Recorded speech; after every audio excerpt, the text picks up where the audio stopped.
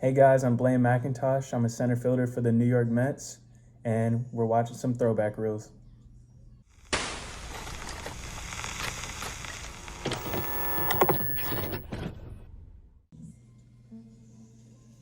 Okay, so a cool part about this video, like I said, I grew up in Nashville, Tennessee, so I was committed to Vanderbilt to play for college, and it was pretty neat. Actually being able to play on the field while I was in high school. So that's a pretty cool story about that game. I don't know if our coaches got in contact with Coach Corbin or how it worked, but it was just kind of random. They were like, all right, we're playing this game at Vanderbilt this year. I'm like, okay, like that's cool. So I kind of carried myself a little bit like higher that game, like, wow, I could possibly play here like next year. So it's a really great experience. At this moment in the game, I think we were down 1 run, maybe, or we might have been tied, but I was up. We had 2 outs, and I ended up like turning on one and hitting it in the gap. And I think on this video, I ended up running faster than Billy Hamilton's like triple time, like, or something in 2019. But yeah, that's a cool fact about that video. And right after that play, one of our guys hit like a small, like, little swing bunt, like he hit it off the end. It went right in front of the pitcher. The pitcher went to grab it like a normal routine, and it went right under his glove, and I ended up scoring, and we won after that. So it was a crazy way how we won that game, but I'm glad we won, because I think that was the district championship. Yeah, district or region. So yeah, that was a pretty cool story about that.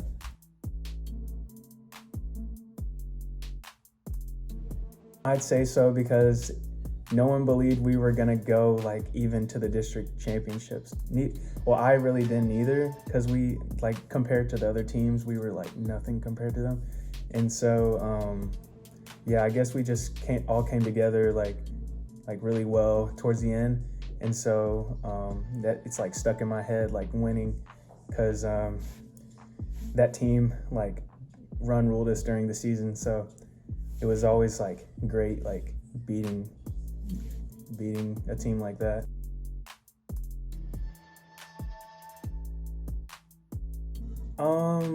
I'd say I struggled with more velocity rather than like the pitch, like a curveball, fastball, like whatever. I think because in the summer I was facing guys throwing 92, like 88 plus, I guess, for the most part.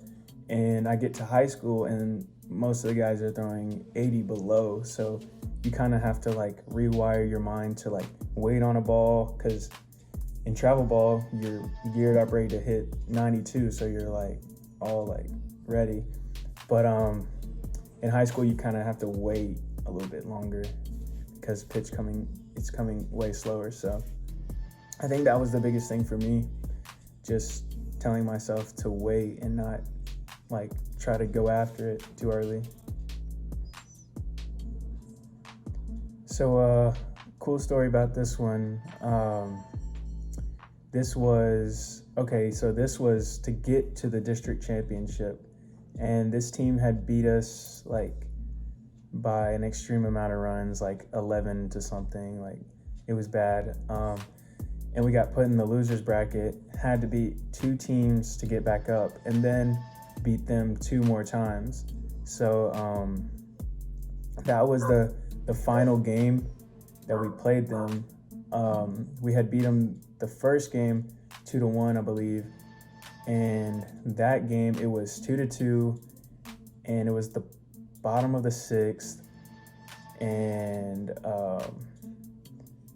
we had a guy on second base with 2 outs, and I battled that pitcher for, I think, 11 or 12 pitches. Like, I just was trying to like stay alive, and he threw a fastball, and I kind of just like caught it and just pulled it to right field and ended up hitting a home run, and we went up 2-4, and then I think their morale was like just blown after that, because I don't know, it was so late in innings.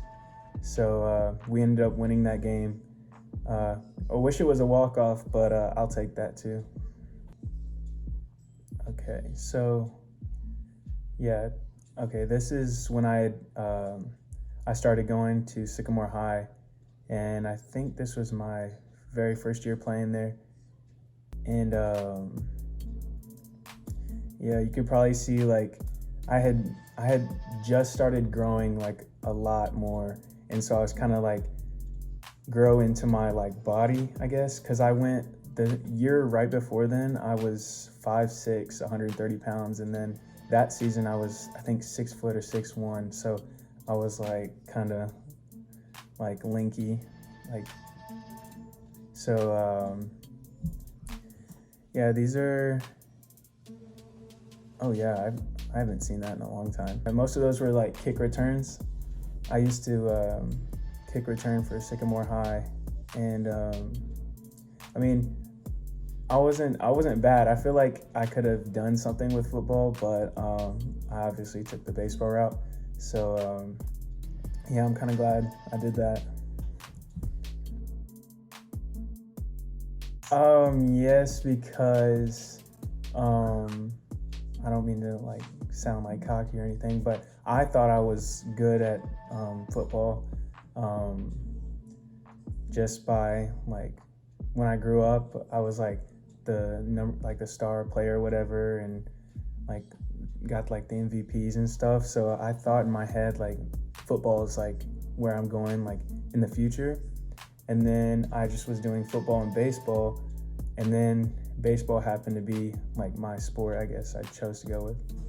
I started playing the same exact year I started playing baseball, which was when I was 7 years old. It really wasn't as hard of a decision as like people may think, because the school I started going to wasn't extremely good at football. So I was like, there really isn't like a point to like take a chance on getting hurt, because like there's obviously higher risk of getting hurt in football. So I didn't want it to affect my baseball. So I ended up making the decision, and I'm pretty happy about the decision, how it turned out. So yeah.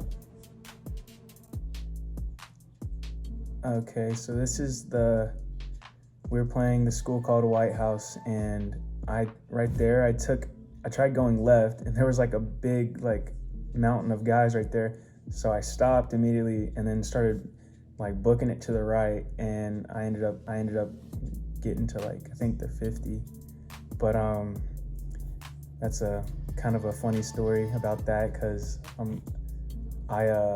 my initial like thought was to go to the left. That's what the coach was saying, run to the left, because we were gonna block that way, but no one ended up blocking that way. So I like ran into them and kind of like made eye contact and was like, no, and then kind of just went the other way. But it ended up working out a little bit. So I was ready. I saw a hole open, and then it collapsed, and then there was like 2 or 3 guys right there, and I was like, no thanks. And I just kind of like went the other way, and there happened to be like an open lane, and so I just ran to it as hard as I could. A lot of what I was drafted for was my speed. So this year my main goal is to show off like more power and speed like combined.